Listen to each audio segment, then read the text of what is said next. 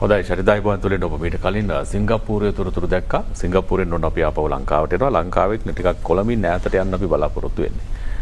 ලංකාව භූගෝලීය වශයෙන් හරි ලස්සන රටක්, පාරිසරික වශයෙන් විවිධත්වයක් තියෙන රටක්, ඒ වගේම සංස්කෘතිකමය වශයෙන් විවිධත්වයක් තියෙන රටක්. මේ සියල්ල එකතු වුණාම රට ඇතුළේ තියෙන මහ පුදුමාකාර වටිනාකමක්, ආධ්‍යාත්මික වටිනාකමක් තිබෙනවා, භෞතිකමය වටිනාකමක් මේ සියල්ල අපේ රට ඇතුළේ තියෙනවා. එවැනි තැනක් ගැන කතා කරන්න අපි කල්පනා කළා. ඊට හේතුපාදක වෙච්ච කාරණේකුත් තියෙනවා. මේ තැන සමහර විට ඔබ මීට කලින් ගිහිල්ලා ඇති. නොගියා නම් යන්න පුළුවන් තැනක්, ගිහිල්ලා බලන්න ඕන තැනක් අනිවාර්යෙන්ම ඒ තමයි ජාතික නාමල් උයන. කොළඹ ඉඳලා යනවා නම් නැත්නම් දඹුල්ල පහු කරගෙන A9 පාරේ, A9 පාරේ යනකොට මද දුරක් ගිහිල්ලා ඇතුළට යන්න ඕන පැත්තක්. ටිකක් යන්න එන පාරවල් කීපයක් තියෙනවා. නමුත් මේ පිළිබඳව අපි කතා කරන්න බලාපොරොත්තු වෙනවා. කොහොමවත් මේ ජාතික නාමල් උයන කියලා කියන ස්ථානයේ තියෙන ජාතික වටිනාකම, ජාතික නාමල් උයන. නාගහ අපේ ජාතික වෘක්ෂය. ඒ නිසා ජාතික කියන නම ලැබුණා නෙවෙයි. ජාතික කියන නමත් එක්ක පටමැදිච්ච මහා ලොකු කතාවක් තියෙනවා. මේ කතාව ගැන කතා කරන්න අපි කල්පනා කළා. ජාතික නාමල් උයනේ නිර්මාතෘ පූජ්‍ය වනවාසී රාහුල අපේ හම්දුරන් වහන්සේට ආරාධනා කළා. අවසරයි අපේ හම්දුරනේ. බොහොම ගෞරවයෙන් පිළිවෙන ගන්නවා ඔබ වහන්සේ. ඒ වගේම මධ්‍යම සංස්කෘතික කර්මදලයේ අධ්‍යක්ෂ ජනරාල් ආචාර්ය නිලාන් කුරේ මහත්මයාත් මේ සාකච්ඡා මණ්ඩපේ ඉන්නවා. ඔබතුමාත් පිළිගන්නවා. අයිබෝන්. අපේ හම්දුරනේ ජාතික නාමල් උයන ඔබ වහන්සේ නැත්නම් නැහැ. අර ඒ කාලේ හදපු පැල තාම තියෙනවා. පැල තාම දැන් නැහැ. මොකද එතන පින්තූරයක් ගහලා තියෙනවා. මොකද ඇත්තට මේක නඩත්තු කරන්න බෑ. මොකද ඒකට ගස් කපන්න වෙනවා. ගස් කැපීම මගේ පරමාර්ථය නෙමෙයිනේ. පළවෙනි මේ ජොබ් එක නෙමෙයි. ඒක ගහ ආරක්ෂා කරන්න ඕන නිසා ඉතින් නැවත නඩත්තු කරනවා කියලා කියන්නේ ඇත්තට ඒකෙදි ගස් කපලා අපහු ඒක අවුරුද්දක් පාසා නඩත්තු කරන්න ඕනේ. එතකොට ඒක ටිකක් අපහසුතාවයක්. ඉතින් ඒක නිසා මම ඒකේ පින්තූරයක් එතන ගහතෙල මේ සැරේ මධ්‍යම සංස්කෘතික අරමුදලෙන් මුදල් වියදම් කරලා මේ සැරේ හොඳ අලුත් නව තාක්ෂණයත් එක්ක උපයෝගී කරගෙන එතන සම්පූර්ණ විස්තරයක් ගොඩනගලා තියෙනවා. ඒ ඇති කියලා මම හිතනවා. දැන් ඔබ මෙහෙම කිව්වම අපිට ප්‍රශ්නයක් එන්නේ මොකද්ද මේ පැල කියලා. දැන් මේ ප්‍රදේශය වනගතව තිබුණු ප්‍රදේශයක්. හැබැයි මේකේ ඓතිහාසික වටිනාකමක් තිබුණු තැනක්. ඒ තැන හොයාගෙන අපේ හාමුදුරුවෝ යනවා. වනවාසී රාහුල හාමුදුරුවෝ මෙතන යනවා. කොහොමද හාමුදුරුවෝ මෙතන හොයාගත්තේ? මේක මම 1991 තමයි මම මෙතෙන්ට ගියේ. රණව විහාරස්ථානයේ ඉඳලා තමයි මම ඔතෙන්ට ගියේ. රණව විහාරස්ථානය කියලා කියන්නේ නාමල් උයනට අල්ලපු ගම. ඇත්තටම මේ ගමේ මිනිස්සු බොහොම හොඳ මිනිස්සු. ඉතින් ඇත්තට මේ කාලේ මුල ඉඳලා මට උල්පතගම, එතකොට රණව, එතකොට මොරොත්තේගම, ගල්පාය වගේ ගම්වල මට ගොඩක් උදව් කරපු අය ඉන්නවා. ඉතින් ඒගොල්ලන්ගේ සහායෙන් තමයි මම උතන මොරගහක් උඩ පැලක් හදාගෙන මම උතන ආරම්භ කළේ. ඒ කියන්නේ බොහොමසේ දැනගෙනද ගිය නාමල් උයන කියලා තනක් තියෙනවයි කියලා? නෑ, නාමල් උයන කියන නම දැම්මේ මම. උතනට කිව්වේ මිනිස්සු ඇත්තටම මේ ලුණු ගල් දෙමළ, ගල් පාත්තරේ, එතකොට නාමෝකලාන ඔය පාරේ යන්න බෑ, පහෙන් පස්සේ යන්නේ නෑ. අලි. ඊට පස්සේ මිනිස්සු කියනවා ඇත්තටම හොල්මන් තියෙනවා. කියලා මිනිස්සු යනවා හරි අඩුයි. එතකොට ඉතින් ඒක නිසා මේක ඔක මහවැලි එච්කලාපේට ආйти භූමියක්. මේක කන්ද උස නිසා වතුර ගන්න බැරි නිසා මේ කැලේ ඉතුරු වුණා. ඒක දැන් බලන්නකො ලස්සන. මෙන්න මේ ඔබ දකින්නේ ඔය කියන තැන. දැන් නාමල් උයන කියන නම හැදෙන්නේ. ඔබ වහන්සේනකට නාමල් උයන කියන නම දානවා. ඇයි එහෙම නමක් දැම්මේ? එකක් තමයි අර අපේ රටේ ජාතික වෘක්ෂයනේ නාගහ. ඉතින් නාගහ සම්පූර්ණයෙන්ම ලංකාවේ තියෙන විශාලම භූමි ප්‍රමාණයක පිහිටලා තියෙන එකම තැන. ඉතින් ඒක නිසා නා උයන. ඉතින් ඒක නිසා මම එතෙන්ට ජාතික නාමල් උයන ජාතික වැදගත්කමක් තියෙනවා, පාරිසරික වැදගත්කමක් තියෙනවා, භූගෝලීය වැදගත්කමක් තියෙනවා. ඒකත් එක්කම තමයි මම මේක මෙතෙන්ට ජාතික නාමල් උයන කියන එක දාන්න තීරණය කළේ. ඒකට රෝස තිරුවානා කඳු වැටි හොයාගන්න ඒක මට පස්සේ තමයි ඒක තමයි මම මේ කිව්වේ. මට මතකයි මම මුල් අවදියේ මහවැලියේ වැඩ කළා ඒ කාලේ මහත්තයෙක් භූවිද්‍යාඥයෙක් එතුමා රංජිත් ඩයස් කියලා. මේ රංජිත් ඩයස් මහත්තයා තමයි නාමල් උයනට ඇවිදලා හාමුදුරනේ මේක ආර්ථික වශයෙන් වැදගත්කමක් තියෙනවා, විශ්වීය බලයක් මේ රෝෂතෙරවානා කන්දේ තියෙනවා කියලා මට එතුමා තමයි ප්‍රකාශ කළේ. ඒකත් එක්ක තමයි මම මේ රටේ විද්‍යුත් සහ මුද්‍රිත මාධ්‍යත් එක්ක සම්බන්ධ වෙලා ජාතික රූපවාහිනිය විශේෂයෙන් විවිධ අවස්ථාවලදී මට උදව් කළා. අදටත් මට උදව් කරන මම ඒ ගැන කෘතඥ වෙනවා. ඉතින් මට ඔබට කියන්න එකක් තියෙනවා. මොකද එකක් තමයි මෙතෙන්ට එන්න මට මේ අද මේ සාකච්ඡාව මේ කටයුතු කළේ වර්තමාන අපේ නලින්ද ජයතිෂ් ඇමතුමා. එතුමාට මම උදේ පාන්දර මම එතුමාට මැසේජ් එකක් දැම්මා දුරකථනයෙන් මට ඔබතුමාව මුණ ගැහෙන්න අවස්ථාවක් දෙන්න කියලා. මෙතුමා පාන්දර 5යි මට කතා කරනකොට කතා කරලා දිනේ දුන්නා සවුන්ද දවසක එන්න කියලා. මම ඊට පස්සේ ගියාට පස්සේ චමින්ද මහත්තයා ඇත්තටම මට එක පුදුම හිතුණා. මිට ඉස්සෙල්ලා ආණ්ඩුවල මැති ඇමතිවරුත් එක්ක හැම කෙනා එක්ක මම ඉඳලා තියෙනවා නිලධාරිත් එක්කත්. නමුත් ඒ ලියුම තියාගෙන එතුමා ඒ වෙලාවේ සියලුම දෙනාට දුරකථනයෙන් අවශ්‍ය කරන මේ කටයුතු ටික කරන්න කියලා දුරකථනයෙන් උපදෙස් දුන්නා. ඒවා හරි වැදගත්. ඒවා කෙනෙකුගේ තියෙන බොහොම ගුණයහපත් හොඳ ක්‍රියාකලාපයන් කියලා මම සතහන් කරන්න ඕනේ. ඒක නොකියුවොත් මම මේ වෙලාවේ ඒකත් හොඳ නෑ චමින්ද මහත්තයා. එකක් අනිත් එක මේ එකක් තියෙනවනේ කවුරු හරි හිතනවා නම් මේ ආණ්ඩුවට කඩේ යනවා නලින්ද ජයසිංහ මහත්මයාට කඩේ යනවා කියලා මම එහෙම යන්නේ නැහැ. ඉතින් මෙහිදී මට එතුමා තමයි බුද්ධ ශාසන නියෝජ්‍ය මේ නියෝජ්‍ය ඇමති ගමගිදර දිසානායක සුනිල් සෙනෙවි ඇමතුමා මේ තුන්දෙනාම මෙතුමත් එක්ක එකතු වෙලා තමයි ජනාධිපතිතුමාගේ දිනේ ගන්න මේ අවශ්‍ය කටයුතු කරන්න ඒ කටයුතු සූදානම් කළේ. ඒක ගැන මම බොහොම කිව්වම දැන් ප්‍රේක්ෂකව අතරමං වුණ එක්තරාවදකින් මොකද්ද ඔය ජනාධිපතිතුමාගේ දිනේ කියලා. මොකක්ද ඒ වැඩි? ජනාධිපතිතුමා එනවා 35 ජාතික නාමල්ලු වෙනට 35 වෙනි සංවත්සරයට. ඒක ජාතික නාමල්ලු වෙන කේන්ද්‍ර කරගෙන ජාතික නාමල්ලු වෙනදී තමයි අතිගරු ජනාධිපතිතුමාගේ ප්‍රධානත්වයෙන් නලින්ද ජයසිංහ ඇමතුමා ඇතුළු ඇමතිවරුන්ගේ ප්‍රධානත්වයෙන් තමයි මේ කාර්යභාරය සිද්ධ කරන්නේ. විශේෂයෙන් මම සඳහන් කරන්න ඕනේ චමින්ද මහත්තයා මම විශ්වාස කරනවා මම මේක මගෙන් පස්සේ මේක නොනැසී විනාශ වෙන්නේ නැතුව මේ රටේ සහ ලෝකේ ජනතාවට මේක ආරක්ෂා කරලා තැබිය යුතුයි කියන තැන මම ඉදත් ඉන්නවා අදත් ඉන්නවා හිටත් ඉන්නවා. ඉතින් මගේ ඕනකමක් තිබුණා ඇත්තටම මම මේක ජාතික උරුමයක් හැටියට කරන්නත් ඒ වගේම ලෝක උරුමයක් හැටියට යන්නත් මගේ බොහෝම අධිෂ්ඨානය සීලීව ඒ කටයුතු කරගෙන ගියා. අවුරුදු ගාණක් මම මේකට ඔට්ටු වුණා. මම විශ්වාස කරනවා මෙවර අතිගරු ජනාධිපතිතුමා අතින් මේ ජාතික නාමල්ලු වෙන මේ හෙක්ටයාර් 972 මේ රටේ පළවෙනි ජාතික උරුමය හැටියට ප්‍රකාශයට පත් කරන්න ලැබෙයි කියන බලවත් විශ්වාසය මා තුළ තියෙනවා. මොකද සමහර නිලධාරීන් ඉන්නවා චමින්ද මහත්තයා හරියට මන්දගාමී. ඉතින් මේ රටට කෙලවෙලා ගියත් ඒකමනේ. ඒක නිසා මම අවශ්‍ය ඉල්ලීම් කරලා තියෙනවා අතිරේක ජාතික උරුම අමාත්‍යාංශයෙන් මේක කඩිනමින් කරන්න කැබිනට් ඇප්රූවල් එකකින් මේක ඇත්තටම ප්‍රකාශයට පත් කරන්න පුළුවන්. තවත් ඒවා රටේ තියෙනවා. ඉතින් මොකද ජාතික උරුම කරලා නැහැ. ක්‍රමවේදයක් නැහැ.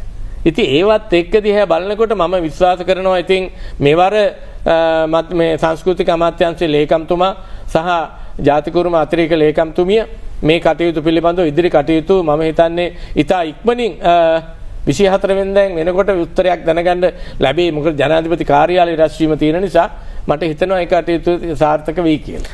හොඳයි. දැන් මේ ඔය කියන වැඩපිළිවෙල ක්‍රියාත්මක වෙනකොට මධ්‍යම සංස්කෘතික අරමුදලත් ජාතික නාමල් වෙනත් එක්ක තමන්ගේ වගකීම සිදු කරගෙන යනවා. ජාතික නාමල් වෙන්නේ කටයුතු සඳහා දායකත්වය ලබා දෙන මධ්‍යම සංස්කෘතික අරමුදලේ අධ්‍යක්ෂ ජනරාල්තුමා ආචාර්ය නිලන්පුරේ මහත්මයා ඉන්නවා.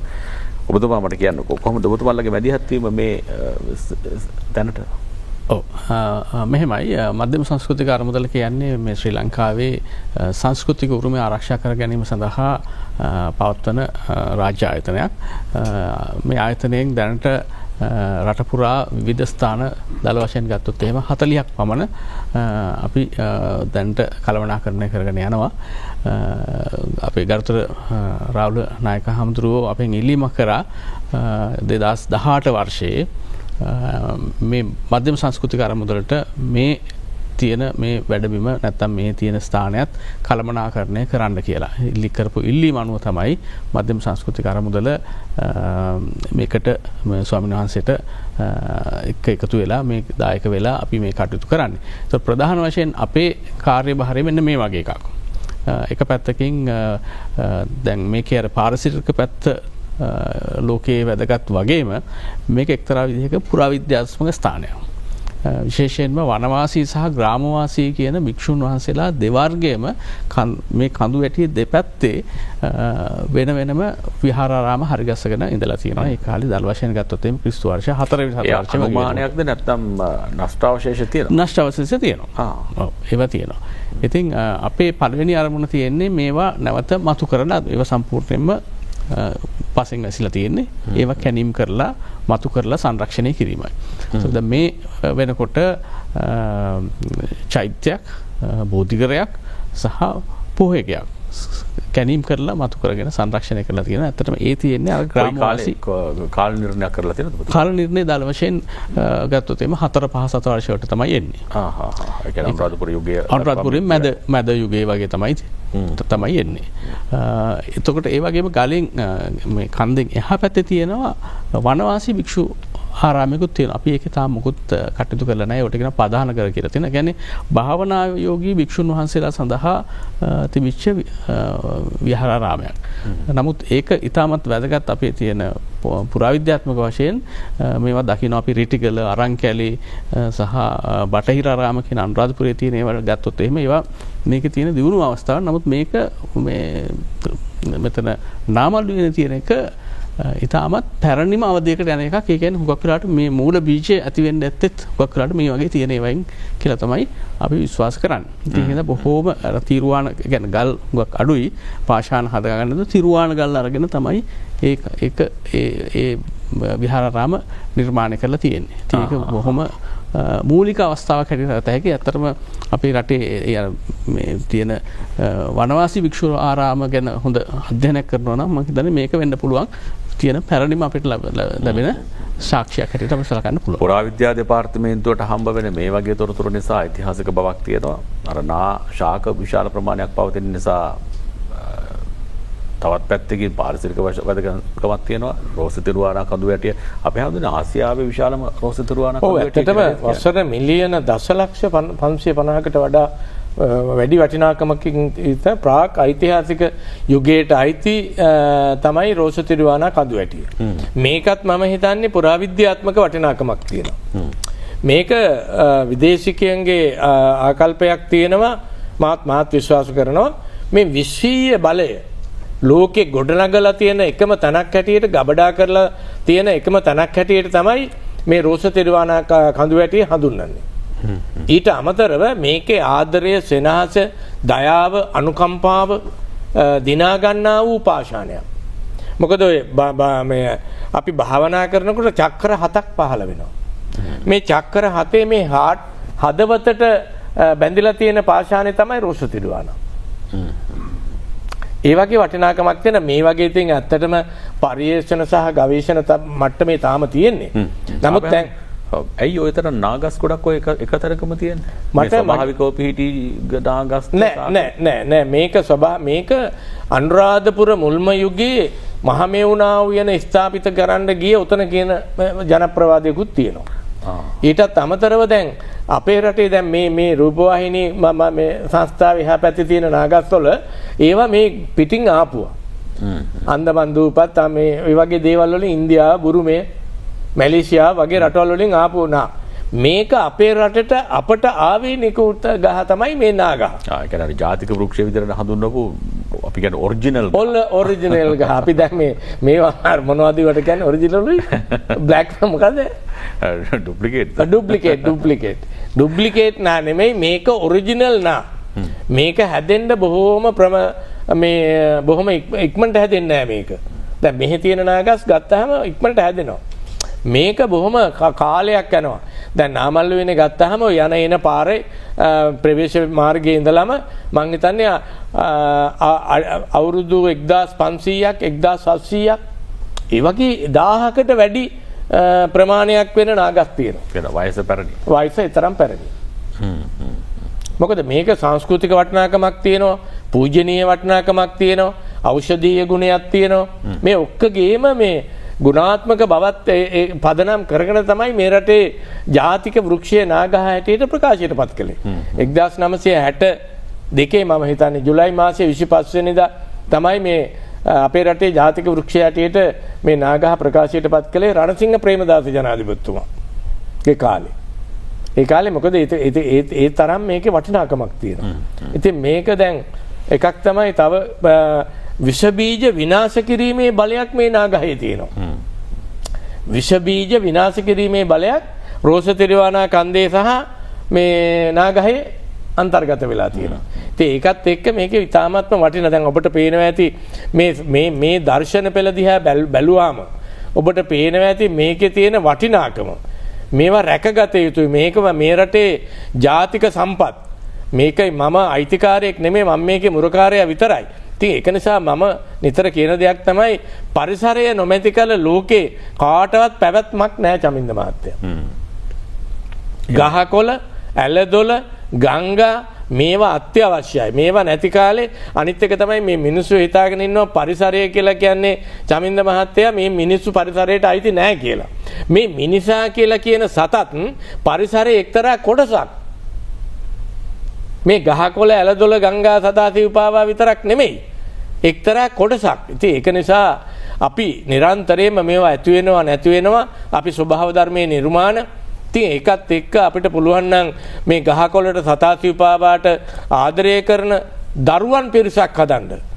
සමාජගත කරන්න මේ පරිසරය නොමැති කල අපේ පැවැත්මක් නැහැ කියන එක කියන්න පුළුවන් නම් මම හිතන්නේ ගොඩක් වැදගත් වෙනවා. අපේ හඳුන බොහන්සේ කළේ ඔය කියන වචනෙට සැබෑ අර්ථයක් දුන්නු එක. ඒ නිසානේ මේ තනියම ගිහිල්ලා බොහොම නේද වනසතුන් ඉන්නවා මහා කැලේ මැද පහසුකම් කිසිවක් නැතුව අද තියෙන තත්ත්වයට පත් උනේ මේ ආවට ගියාට නෙමෙයිනේ. ලොකු කැපකිරීමක් තිබුණානේ. කොහොමද මේ ඉතිහාස කතාව? මම හිතන්නේ මම අෂ්ට ලෝක ධර්මෙම චමින්ද මහත්තයා කීප සැරයක් ගියපු තැන ඉඳලා දන්නවා ඇති. අෂ්ට ලෝක ධර්මයෙන් මම මින්ද මේකෙන්. හැබැයි මම දැක්ක එක දෙයක් තියෙනවා. සෝබාදහමට ආදරය කරලා සෝබාදහමට විශ්වාසය තියලා ජීවිතේ දිනපු එකම කෙනා මම. වෙන කිසි කෙනෙක් මම අභියෝග කරනවා පුළුවන් නම් එහෙම පරිසරයට ආදරය කරලා ජීවිතේ දිනපු කෙනෙක් කියන්නේ මොකද මම බැංකු මේ පැදුරේ ඉඳලා මේ බංකුවට නැග්ගා. බංකුවේ ඉඳලා පුටුවට නැග්ගා. පුටුවේ ඉඳලා දැන් මම මේසේ ඉන්නේ. ඉතින් මම මේසෙන් පල්ලෙහාට ආපහු බහින්න කැමති නැහැ, වැටෙන්න කැමතිත් නැහැ. ඉතින් ඒක නිසා මම බොහොම නිවැරදි චමින්ද මහත්තයා. එකක් තමයි මට කාටවත් මේ රටේ කිසිම රාජ්‍ය නායකයෙකුට මට ඇමතිවරයෙකුට නිලධාරියෙකුට මට ඇඟිල්ල දික් කරන්න බෑ. මම බොහොම කෙලින් සෘජු නායකත්වයක් තියෙන භික්ෂුවක්. මම කාටවත් දේශපාලන පක්ෂවලට කඩේ යන්නේ නැහැ. චන්ද්‍රිකා මැතිණියගේ ඉඳලා වර්තමාන ජනාධිපතිතුමා දක්වාම මට උදව් කළා. උදව් කරනවා. මම ඒගොල්ලොත් එක්ක සමීපතාවයක් තියෙනවා. මට ඕනේ නැහැ කාටවත් මේ දේශපාලන වලට කඩේ ගිහිල්ලා මම නිකන් මේ හංවඩු ගහ ගන්න අමුතුවෙන් එහෙම ගැන මට ස්වාධීන භික්ෂුවගේ නායකත්වය ඒකයි මා විශ්වාස කරන්නේ. ඒක නිසා මම භික්ෂු නායකත්වය කියන එක මම හිතන්නේ හොඳට ප්‍රදර්ශනය කරලා තියෙනවා. බය නැතුව මම මේ කටයුත්තේදී මම කවදාකවත් චමින්ද මහත්තයා කාගෙන්වත් පෞද්ගලික ප්‍රයෝජනයක් අරගෙන නැහැ. අද මේ වෙනකොට නාමල්ල වෙන මඩාටුකම ඉඳලා මම කාපට් කරලා තියෙනවා කිලෝමීටර් 13ක්. ඒවට මහින්ද මහත්තයාගේ ඉඳලා රනිල් වික්‍රමසිංහ මහත්තයාගේ ඉඳලා ගෝඨාභය මහත්තයාගේ ඉඳලා අනුර කුමාර දිසානායක මහත්තයා දක්වාම මට නිලධාරීන්, ඇමතිවරුන්, ජනාධිපතිවරුන් සියලු දෙනාම උදව් කළා. ඒවා කියන්න ඕනනේ. ඒවා නොකියව හිටියොත් නිකන් අර මේ බත් කන කටින් අර මොනවද ජරාව කනවා වගේ වෙනවනේ. ඒ නිසා මම එහෙම කෙනෙක් නෙමෙයි. ඒ නිසා මේ කෘතගුණ සයල් කීම මම එදත් තිබ්බා, අදත් තියෙනවා, හෙටත් තියෙනවා. ඒ වගේම තමයි මම මේ ජාත්‍යන්තර ජාත්‍යන්තර තත්වයට මට මෙතෙන් එන්න පුළුවන් උනේ මේ රටේ ජාතික රූපවාහිනිය ඇතුළු සියලුම පුවත්පත් දිවයින ඇතුළු ලේක් හවුස් සමාගමේ ලංකාදීපයේ මව්බිමේකේ ඔය සියලුම පුවත්පත් ගුවන් විදුලි නාලිකා ඉතින් ඒවත් එක්ක ඒවට පින් සිද්ධ වෙන්න තමයි අද නාමල්ලු වෙන පැවතුනේ. මම ඉන්නේ අපිව රැක්කේ අපිව දිරිමත් කළේ ඒගොල්ලෝ. ඒක නිසා ඊගෙන මම මේ වෙලාවේ බොහෝම කෘතවේදීත්වයෙන් සිහිපත් කරනවා. ආමුද්‍රයි කතාව අහගෙනනකොට හරි රසවත්. දැන් මේ උන්වහන්සේගේ ජීවිත කතාව, උන්වහන්සේගේ මේ නාවල් වෙන්නේ තියෙන වටිනාකම් මේ සියල්ල පිළිබඳව කෘතියක් රචනා වෙලා තිබෙනවා ජාතික නාමල් වේර නමින්. මහාචාර්ය අජිත් තල්වත් මහත්මයා මේ සංස්කරණය කරන්නේ. නමුත් මේක නිල වශයෙන් තාම අපිට දුන්නු පොතක් නෙවෙයි නේද? නෑ. නමුත් අපේ ආමුද්‍ර අරගෙන අවිල්ලා තියෙනවා. මේ කවද්ද අපිට අපේ පාඨකයන් අතරට දෙන්නේ? ඔව් මේක ජනාධිපතිතුමාට පිළිගන්වලා ඒකේම මාර්තු 27 වෙනිදායින් පස්සේ මේක අපි ජනගත කරනවා. ජනතාවට ලබා ගන්න පුළුවන් නාමල් වෙනේදී මධ්‍යම සංස්කෘතික අරමුදල මගින් මේ කටයුතු ටික මෙහෙවනවා. අපේ ආමුද්‍රනේ තව දෙයක්. මහා කැලයක් මැද්දේ ඔබ වහන්සේ මේ අද ඉන්න ඔය ජීවිතේට ආවේ නේද? ඒ කාලේ වනසත්තු ඉන්නේ නැති, අලියතුන් ඉන්නේ නැති ඔය පැතිවල කොහොමත් අලියතුන්ගේ ප්‍රශ්න තියෙනවා. ඔව්. කොහොමද මේ ගැටට වලට මුහුණ දුන්නේ? ඇත්තටම චමින්ද මහත්තයා කතා කළ යුතුම ප්‍රශ්නයක් කියලා මට හිතෙනවා. මේ අලිමිනිස් ගැටුම කියන එක අපේ රටේ තාමත්ම ප්‍රබලව ඉදිනෙදා මේ ප්‍රබලව තියෙන කටයුත්තක්. ඒක නිසා මේ අලිමිනිස් ගැටුම ගැන මම මේට ඉස්සෙල්ලත් කතා කරලා තියෙනවා. ඉතින් ඒක නිසා අලිමිනිස් ගැටුම අවම කරන්න මේකට විසඳුමක් හොයන්න කිසිදු වර්තමාන රජයටවත් පුළුවන් ද මන් දන්නේ තාම නම් විසඳුමක් පේන තෙක්මානකවත් නැහැ. ඉතින් මම කියන්නේ අලියා කියන සතා මේ ඇත්තටම ලංකාවට ඩොලර් ගේන සතෙක්. ඩොලර් ගේන සතෙක්. මේ සතාව මම කියන්නේ මේ සතාව ජාතික ප්‍රතිපත්තියක් ගෙනලා ජාතික වස්තුවක් හැටියට ප්‍රකාශයට පත් කරන්න කියලා. වනජීවි ඇමතුමා ඒ වගේම ජාතිකරු ජනාධිපතිතුමාට මම ඉල්ලීමක් කරන්නේ මේ සතා එතකොට හානි වීම අවමයි. ජාතික වස්තුවක් හැටියට ප්‍රකාශයට පත් කරන. ඒ වගේම අලිමිනිස් ගැටුම අවම කරන්න අපි ළඟ තියෙන ඕන තරම් මේ රටේ මුගාවක් මිනිස්සු මේ වීදුරු කාමරවල ඉඳලා ව්‍යාපෘති හදලා බිම පය ගහලා නෙමෙයිනේ චමින්ද මහත්තයා ඉන්නේ. ඕකත් එහෙම එකකද අපි දන්නවා මේකේ බිම මොකද්ද මිනිස්සු අහිංසක මිනිස්සුන්ගේ හදවත් වල තියෙන්නේ මොනවද කියන එක අපි හොඳට දන්නවා අපිට හොඳට තේරෙනවා. අපි ළඟ මේවට විසඳුම් තියෙනවා. මම ඒක ජනාධිපතිතුමාට ඉල්ලීමක් කරන්න කියලා මම හිතාන ඉන්නවා. ඉතින් මම විශ්වාස කරනවා ඉතින් මේ අලිමිනිස් ගැටුම මට කවදාකවත් අලින්ගෙන් අලියෙක් ගැහුවා මට චමින්ද මහත්තයා මතක ඇති බොහොම ආందోලනාත්මක සිද්ධියක් ඒක. අද අවුරුදු ගානකට ඉස්සෙල්ලා. හැබැයි නිය පිටින්වත් හානි වුණේ නැහැ. දැන් එන අලි ඉන්නවා සමහරට දරුණු භයානක අලි. ඒ අලින්ට මම කතා කරලා කිව්වහම යන්න කියලා අනේ පුතේ උඹ ඔයාලා මොකටද මෙතෙන් දෙන්නේ යන්න කියලා කිව්වම මේගොල්ලෝ යනවා. ඒගොල්ලන්ට ඒක තේරෙනවා. මිනිහාට පස්සේ බුද්ධියක් තියෙන එකම සතා තමයි අලියා. ඉතින් ඒක නිසා අලි මිනිස් ගැටුමත් මට කිසිම ප්‍රශ්නයක් නැහැ. නමුත් අල්ලපු යටේ මිනිස්සුන්ට ප්‍රශ්න. ඉතින් ඒක නිසා මේකට මැදිහත් විය යුතුයි. රජයේ මැදිහත් වෙන්න ඕනේ. අමාත්‍යාංශයේ මැදිහත් වෙන්න ඕනේ. අනිත් එක තමයි මේ වනජීවි ආඥා පනත අවුරුදු 100,000 ගාණක් වන සංරක්ෂණ පනත බොහොම අවුරුදු 100 ගාණක් පැරණි ඒවා. මේවා කාලීන වශයෙන් සංශෝධනය වෙන්න ඕන. සංශෝධනය වෙලා ඒගොල්ලන්ට අවශ්‍ය කරන පාසුකම් ටික දීලා මේ අලියා ආරක්ෂා කර ගැනීමේ වැඩපිළිවෙලකට යා යුතු කාලය තමයි දැන් එළඹිලා තියෙන්නේ කියලා මම විශ්වාස කරනවා. ජාතික නාමල්ලු යන අපේ රටට වටිනා තැනක් ලෝකයට උරුම වෙන්න ඕන තැනක්. ඒ නිසා අර අපේ හැමදෙර සඳහන් කරනවා වගේ මේ ඓතිහාසික තැන ඔබ ඔය යන්නේ අතරේ අනුරාධපුරයට කොහොමත් ඔබ යනවානේ. නැත්නම් පොළොන්නරුවට යනවා වෙන්න පුළුවන්, සීගිරියට යනවා වෙන්න පුළුවන්. මේ යන්නේ අතරේ නාමල්ලු වෙනට වැඩි දුරක් නැහැ. ගිහිල්ලා බලන්න ලස්සන තැනක්, වටිනා තැනක්, දැක ගන්න ඕන, දැනගන්න ඕන තැනක්. කතාවක් ජාතික නාමල්ලු වෙන පිළිබඳව කතාව හට එකතු වෙමු. ආචාර්ය නිලාන් කුරේ මහත්මයා ඉන්නවා අධ්‍යක්ෂ මණ්ඩල පුරාවිද්‍යා දෙපාර්තමේන්තුවේ. පුරාවිද්‍යා මධ්‍යම සංස්කෘතික අරමුදලේ. ඔබතුමා මේ කලින් පැහැදිලි කිරීමක් කරා මධ්‍යම සංස්කෘතික අරමුදලට අදාළ වෙන විෂයපතේ පිළිබඳව. මොනවද මේ දවස්වල කරන්නේ ජාතික නාමල්ලුවේ? ප්‍රධාන වශයෙන් කරන්නේ අර කැණීම් සංරක්ෂණ කටයුතු වලට අමතරව එතනට ඕන කරන සංචාරක පහසුකම් දියුණු කිරීම තමයි අනෙක් අපේ කාර්යභාරය. දැනට ඒ සඳහා ඕන කරන වොෂ්රූම්ස් නැත්නම් වැසිකිලි ඒවා දැන් ඉහළ මට්ටමින් අපි දැන්ට සකස් කරලා තියෙනවා සංචාරකයන්ගේ පහසුකම් සඳහා. ඊට අමතරව දැන් කැෆටේරියාවක් නැත්නම් පොඩි ආපන ශාලාවක් දියුණු කරන්න කටයුතු කරලා ඉවරයි. ගොඩනැගිලි හදලා ඉවරයි. ඒ කියන්නේ මේ නාමල්ලු වෙන ඇතුලේ නෙමෙයි ඊට පිටින් ඒ කටයුතු කරලා ඉවරයි. ඊට අමතරව තවදුරටත් කියන්නේ කවුරු හරි ආවොත් එහෙම නවාතැන් පහසුකම් සැලසීම සඳහා කාමර කීපයකුත් දැනට සකස් කරලා තියෙනවා. ඒ කටයුතුත් අවසන්. නමුත් තාම කළමනාකරණ කරන විදිහ ගැන තාම අපි අවසාන තීරණයකට ඇවිල්ලා නැහැ. මේ වන විටත් ඔබතුමන්ලගේ කාර්ය මණ්ඩලය රැඳී ඉන්නවද පැත්තේ? ඔව් අපි වෙනම ඔව් අපි ඒ කියන්නේ මේ වෙනම මේ අපේ කාර්ය මණ්ඩලයක් ඉන්නවා. අපේ වෙනම ඔෆිස් එකක් තියෙනවා. ඒතකොට එතන පරිපාලන කටයුතු සිද්ධ වෙනවා. එතන ආරක්ෂක කටයුතු සිද්ධ වෙනවා. එතන නඩත්තු කටයුතු ඒ සියලු දෙයක්ම මධ්‍යම සංස්කෘතික අරමුදල් වලින් කෙරෙන්නේ. ඒ වගේම සංචාරක ප්‍රවේශ පත්‍ර නිකුත් කරනවා අපි. ඒ වගේ දේවල් කරලා තමයි එතන නඩත්තු කරගන්න ස්වාමීන් වහන්සේට සහාය දක්වනවා. හොඳයි. අපේ හඳුරන්නේ කාලයකට කලින් නම් ජාතික නාමල්ලු වෙන කියලා කියන්නේ වනවාසී රාහුල හාමුදුරන්ගේ සභාවෙන් වචන කියනකොට බූදලයක්. එහෙම තමයි සමහරු කිව්වේ. ඒක තමයි මම කියන්නේ සමින්ද මහත්තයා අපේ රටේ එවුන් පුරුදු වෙලා තියෙන එක ක්‍රමයක් තියෙනවා. පොතක් තිබ්බහම ඒ පොත ඇතුලේ කියවන්නේ මුන් පිටකවර විතරයි කියවන්නේ. ඕකනේ මේ තියෙන වැරද්ද. මේක ඇත්ත ඇති සැටියට යථාර්ථ අවබෝධයෙන් අධ්‍යයනය කරලා මේක යම ප්‍රකාශ කිරීම සෝ කියවීම මේ එහෙම කරන්න ඕනනේ. ඒකද ඒ නිසා එහෙම එකක් අපේ රටේ නැහැ. අපේ රටේ ඉන්නේ නිකන් හරක් වගේ જાතියක්නේ. අර මූණු පොතේ දැක්කහම අපිට පේනවනේ උදේ හවස සංසරණය වෙන දේවල් දිහා දැක්කහම මොනවද මේ අපේ රටේ තියෙන්නේ මම ඒකයි මේකට කියන්න අවශ්‍ය නැහැ මට මම ඒකයි කියන්නේ චමින්ද මහත්තයා මේ මාධ්‍ය කියන එක නියාමනයක් අවශ්‍යයි මේ රටේ. එහෙම නැති වුණොත් එහෙම දැන් මතකද ඔබතුමාට චමින්ද මහත්තයාට පහුගිය දවස්වල මම දැක්කා පින්තූරයක් 10ම ගහලා තිබුණා හොඳට සමාජ මාධ්‍ය. ඉතින් ඒ වගේ ඇත්ත ඒකේ යථාර්ථය දන්නේ නැහැ. නොදැනකම නිසා ඉතින් නිසා මම කියන්නේ මේ රටේ ඉන්නේ උන්ට අඩේ තෝපි පොතක් ගත්තාම ඒකේ පිට කවරේ බලලා ඇතුළත් හොඳට කියවපියව.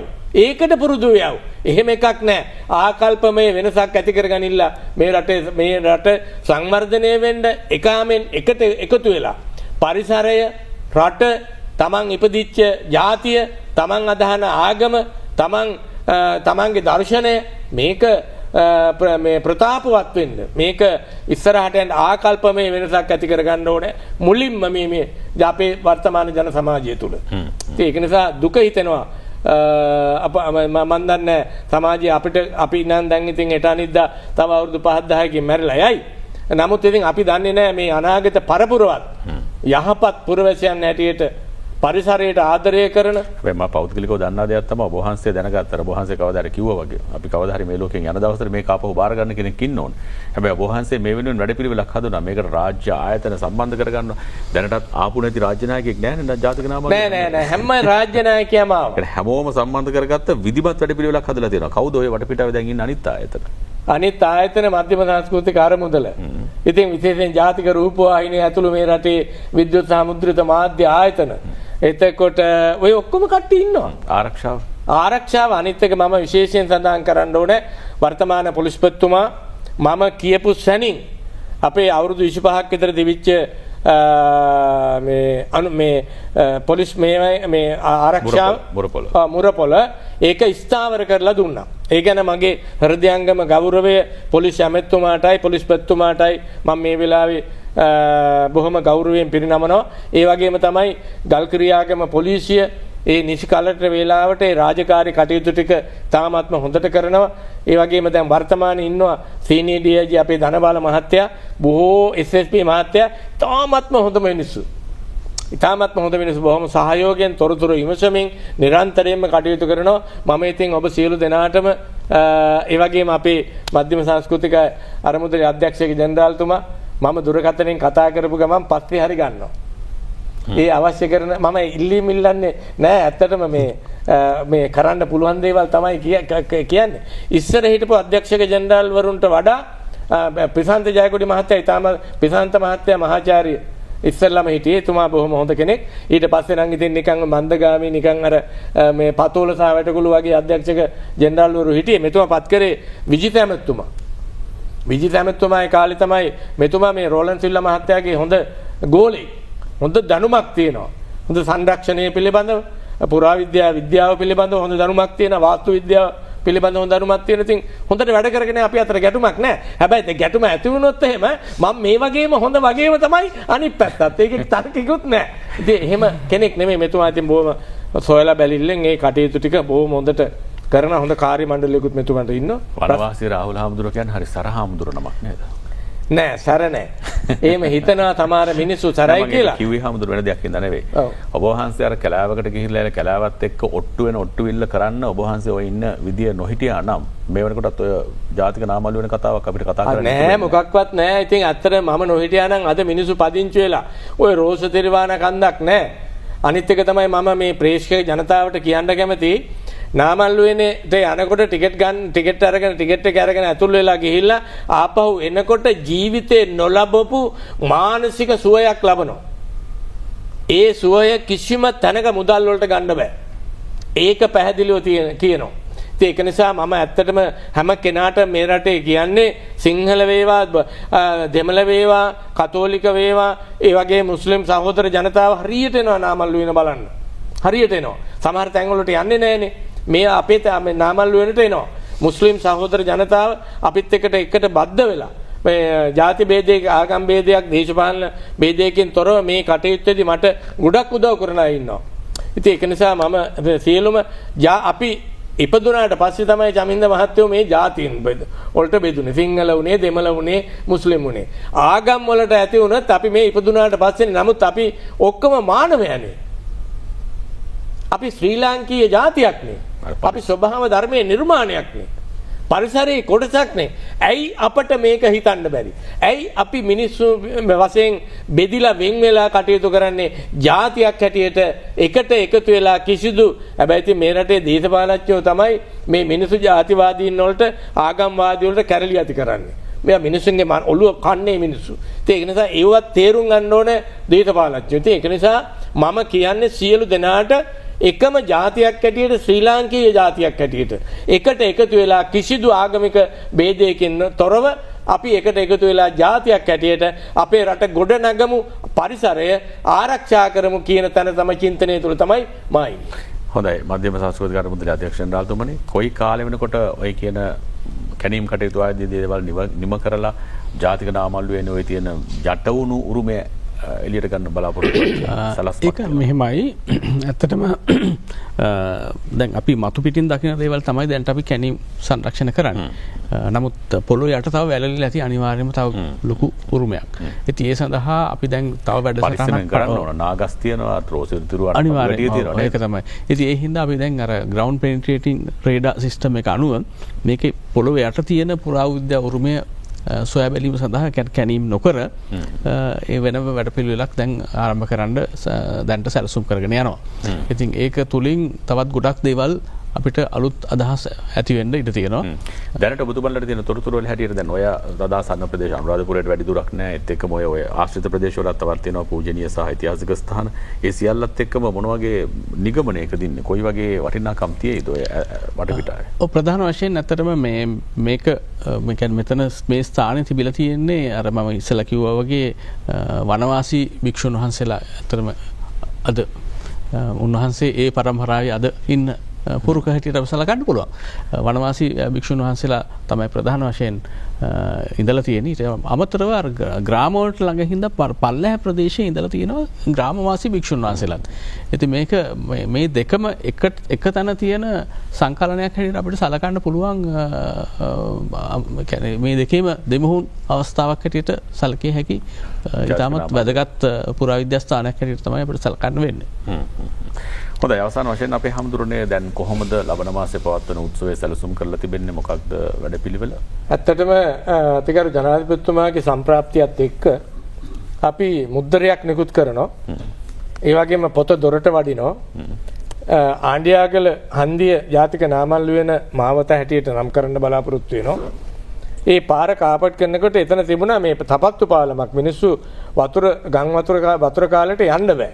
ඉතින් ඒක ඇත්තටම මේ එවකට මේ හිටපු මැති ඇමතිවරුන් ඒ වගේම වර්තමාන බිමල් රත්නායක මහත්තයා ඒ වගේම RDA සභාපතිතුමා ඊළඟට මේ ඒ වගේම අනුරාධපුර දිස්ත්‍රික්කයේ දිස්ත්‍රික් ඉංජිනේරුතුමා PD මහත්තයලා මේගොල්ලෝ සේරම දෙනා එකට එකතු වෙලා මෙතන මේ පාලම හදලා තියෙනවා. ඒ පාලමත් අවුරුදු 150කට විතර පස්සේ තමයි මම හිතන්නේ පාලමක් හැටියට මිනිස්සුන්ට කරදරයක් නැතුව යන්න තියෙන්නේ. ඉතින් ඒකත් අතිගරු ජනාධිපතිතුමා අතින් විවෘත කරන්න බලාපොරොත්තු වෙනවා. ඒ වගේ කාර්යභාරයන් තමයි තියෙන්නේ. ඉතින් කොහොම වෙතත් මට කියන්න තියෙන චමින්ද මහත්තයෝ මේවා අපේ ජාතික උරුමයන් වගේම අපේ සංස්කෘතික උරුමයන්. මේවා සිංහලයට, බෞද්ධයට, කතෝලිකයට, ඒ වගේ මුස්ලිම් ප්‍රජාවට පමණක්, දෙමළායට පමණක් අයිති දේවල් නෙමෙයි. මේවා මුළු මානව වර්ගයාටම අයිති ජාතික සම්පත්. අපි කවුරු මේකේ මුරකාරයෝ හැටියට කොතනක හරි මේ ඉන්දපාය නායකත්වයක් තියෙන්න ඕනනේ. රටක් ගෙනියන්නත් නායකත්වයක් තියෙන්න ඕනේ. ඒක නිසා කොතනක හරි නායකත්වයක් තියෙනවා. නමුත් අපි හිතන්නට අවශ්‍යයි මේවා මේ රටේ ජාතික සම්පත් මේවා ආරක්ෂා කරගෙන ඉදිරියට පවත්වාගෙන යා යුතුයි කියන තැනට මම ඉන්නවා ජාතික ආගම් ભેදයකින් තොරව, දේශපාලන ભેදයකින් තොරව. හොඳයි බොහොම ස්තුතිවන්ත වෙනවා අපි ජාතික නාමල් වෙන්නේ නිර්මාතෘ පූජ්‍ය වනවාසී රාහුල අපේ හැමතුරන් වහන්සේට ඉතා අපකැපවීමෙන් දැඩි වෙහෙස මහන්සියකින් යුතුවයි මේ ජාතික නාමල් වෙන කියන මේ පින්බිම අපේ රටට දායක කරන්න උන්වහන්සේ කැප වුණේ ඒ නිසා වහන්සේට බොහොම ස්තුතියි මේ වටිනා උරුමය පිළිබඳව ආපහු දවසක් ජාතික රූපවාහිනියෙන් කතා කරන්න වැඩම කළාට ඒ වගේම මධ්‍යම සංස්කෘතික අරමුදල අධ්‍යක්ෂ ජනරාල් ආචාර්ය නිලන් කුරේ මහත්මයාටත් අපේ ස්තුතිය ඒ සමග අපි ශනිදායි බොන්ඩට සරණින් අදට සමු ගන්නවා යාලි ලබන සතියේ නැවත හමු වෙන බලාපොරොත්තු වෙනවා ඔබ හැමදෙනාටම යහපතක්